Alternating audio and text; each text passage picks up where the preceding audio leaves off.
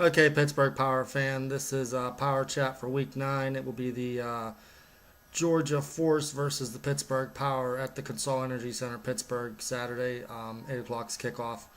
Um, Power's coming off of a disappointing loss once again to the Cleveland Gladiators. They are now sitting at 2-5, last place in their division. Um, what can I say?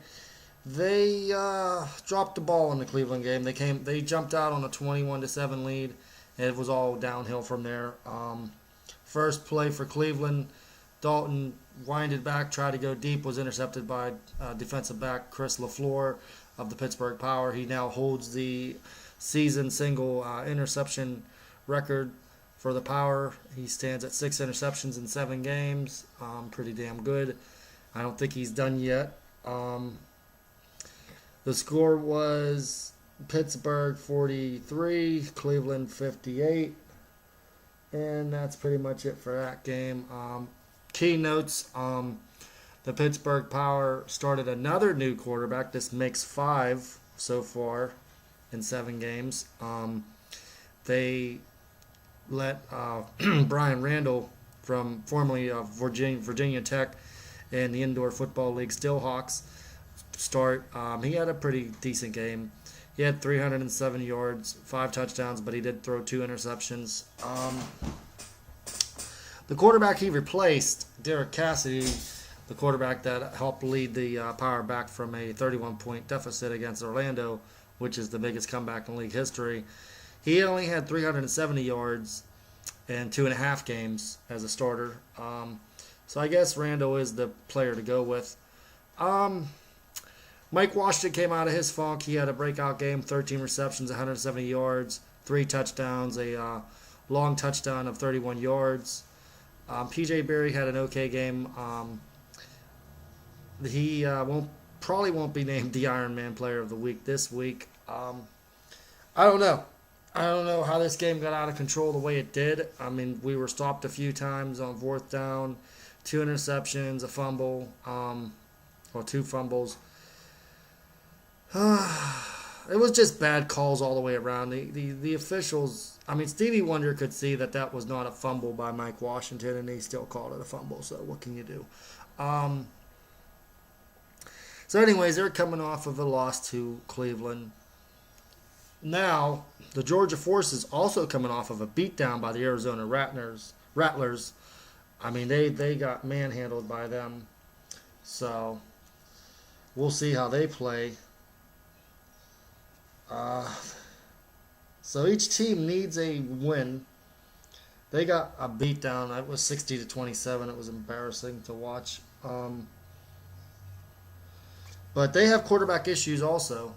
Their quarterback, Kevin Eakin, he went for 24 out of 44 for 223 yards, 3 touchdowns, and 2 interceptions. Not that impressive. Oh my goodness. They're 3-4, so they're minus 500 also. We're 2-5. Their go-to receiver is Larry Shipp, who currently, he's all right. I mean, he's not spectacular. I mean, there's nothing that really comes out on this Georgia team that makes you think, wow, they're a good team. They had quarterback problems too. They went through 3 quarterbacks so far this year.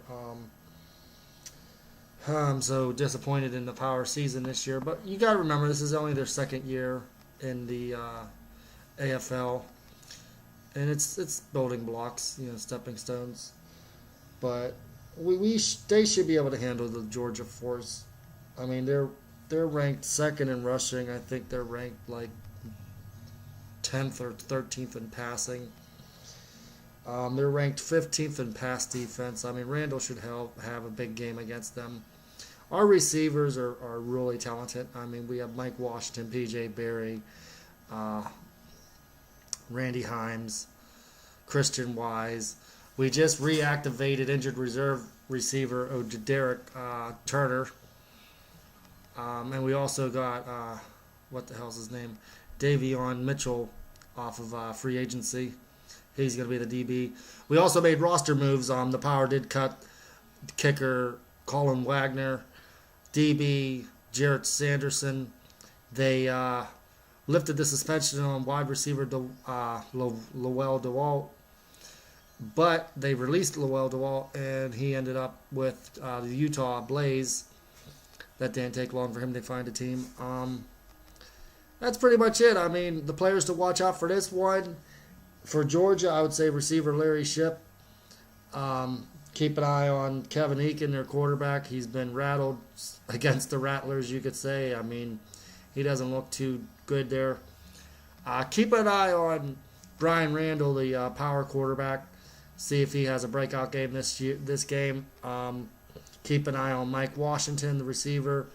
And we'll check out these new players that are coming. They have not yet signed a new kicker yet. I'm sure we'll know by Saturday who the kicker is. But that's pretty much it for this week's of Power Chat. I look for the Power to take this one relatively simple. I was going to go out on a limb and say 51-31. I think we're going to take it to them. We got the number one pass defense in the AFL.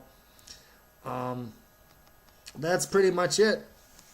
We will see you next week. Go Power, and I'm out.